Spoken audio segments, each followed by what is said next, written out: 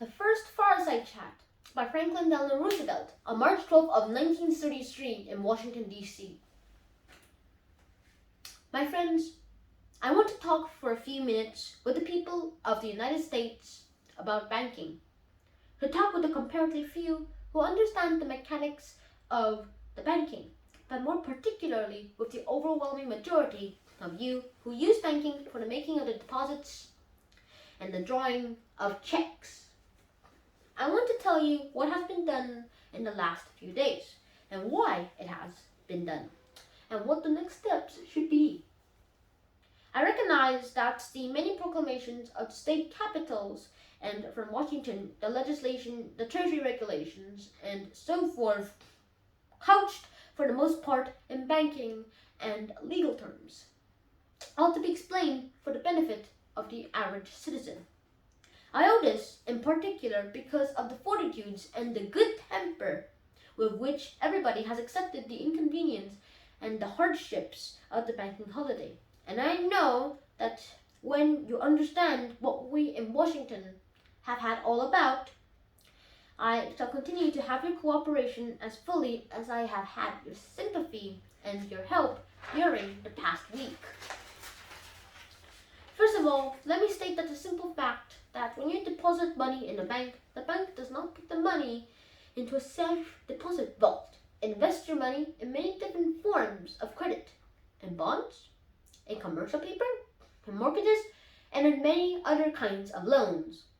In other words, the bank puts your money to work to keep in many other kinds of loans to keep the wheels of industry and of agriculture turning around. A comparatively small part of the money that you put into the bank is kept in the currency, an amount which is in normal times wholly sufficient to cover the cash needs of the average citizen. In other words, the total amount of all the currency in the country is only a comparatively small portion and proportion of the total deposits in all the banks of the country. What then happened during the last few days of February and the last few days of March? Because of undermined confidence on the part of the public, there was a general rush and a large portion of our population returned back deposits into currency or gold. A rush so great that the soundest banks couldn't get enough currency to meet the demand. The reason for this was that on the spur, for this moment, it was, of course, impossible to sell perfectly sound assets of a bank and convert them into cash, except at panic prices far below their real value. By the afternoon of March 3rd, a week ago, last Friday, scarcely a bank in the country was open to do business. Proclamations closing them, in whole or in part, had been issued by the governors in almost all the states. It was then I issued the proclamation providing for the National Bank holiday, and this was the first step in the government's reconstruction of our financial and economic fabric. The second step, last Thursday, was the legislation promptly and patriotically passed by the Congress confirming my proclamation and broadening my powers so that it became possible in the view of the regularly extent of time to extend the holiday and lift the ban of that holiday gradually in the days to come. This law also gave me the authority to develop a program of rehabilitation of banking facilities. And I want to tell our citizens in every part of the nation that the National Congress, either if it's Republic or Democratic alike, showed by this action a devotion to public welfare and a realization of the emergency and the necessity for speed that it is difficult to match in all of our history. The third stage has been the series of regulations permitting the banks to continue their functions to take care of the distribution of food and household necessities and the payment of payrolls. This bank holiday, while resulting in many cases in great inconvenience, is affording us the opportunity to supply the currency necessary to meet the solution. Remember that no sound bank is a dollar worse off than it was when it closed its doors last week. Neither is any bank which may turn out not to be in the position for immediate opening. The new law allows the 12 Federal Reserve banks to issue additional currency on the good assets, and thus that the banks that reopen will be able to meet every legitimate call. The new currency is being sent out by the Bureau of Engraving and Printing in a large volume to every part of the country. And it's sound currency because it is backed by actual good assets. Another question you will ask is this: why are all the banks not to be reopened at the same time? The answer is simple, and I know you will understand it. The government does not intend the history of the past few years shall be repeated. We do not want and will not have another epidemic of economic bank failures. As a result, we start tomorrow, Monday, with the opening of the banks in the 12 Federal Reserve Bank cities. Those banks, which on the first examination by the Treasury have already been found to be all right. That will be followed on Tuesday by the resumption of other functions by banks already found to be sound in cities where there are recognized clearing houses. That means about 250 states and cities of the United States. In other words, we are moving as fast as the mechanics of the situation will allow us.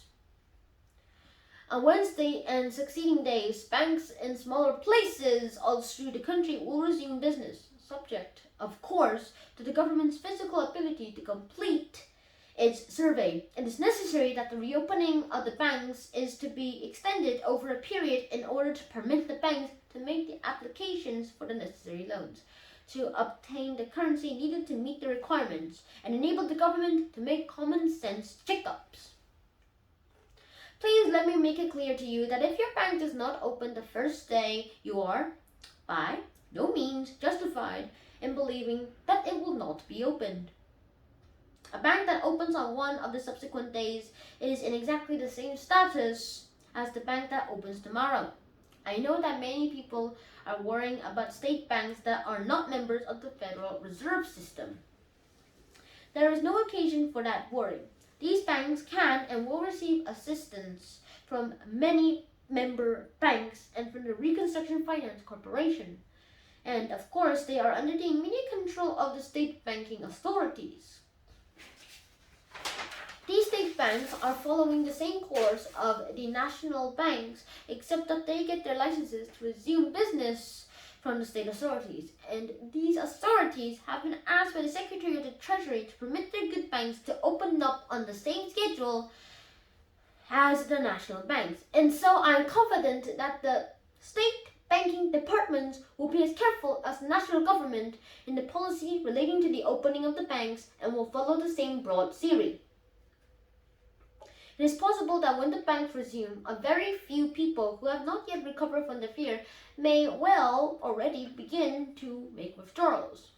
Let me make it clear to you that the banks will take care of all the needs except, of course, the historical demands of hoarders.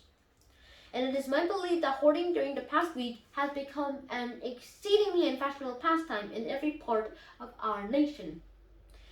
It needs no prophet to tell you that when the people find that they can get their money, that they can get it when they want it for all legitimate purposes, the phantom of fear will soon be laid. People will again be glad to have their money where it is be safely taken care of, and it is going to be reopened in a bank than it is to keep it under in a mattress. The success of our whole national program depends, of course, on the cooperation of the public, on its intelligent support and its use of a reliable system.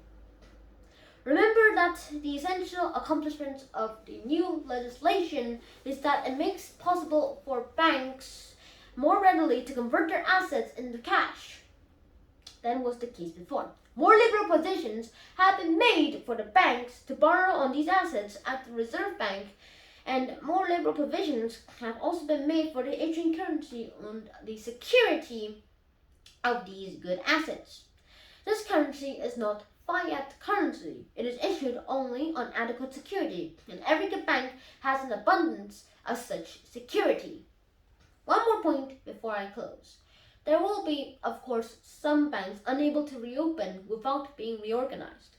The new law allows the government to assist in making these reorganizations quickly and effectively, and even allows the government to subscribe to at least a part of any new capital that may be required. I hope you can see, my friends, from this essential recital of what your government is doing, that there is nothing complex, nothing radical in the process. We have had a bad banking situation. Some of our bankers have shown themselves either incompetent or dishonest in their handling of the people's funds. They had used the money entrusted to them in the speculation and unwise loans. This was, of course, not true in the vast majority of our banks, but it was true in enough of them to shock the people of the United States for a time into a sense of insecurity and put them into a frame of mind where they did not differentiate, but seemed to assume that the acts of a corporate few has tainted them all. And so it became the government's job to straighten out the situation and do it as quickly as possible. And that job is being performed. I do not promise you that every bank will be reopened or the individual losses will not be suffered, but there will be losses that possibly could be avoided, and there would have been more greater losses if we had continued to drift.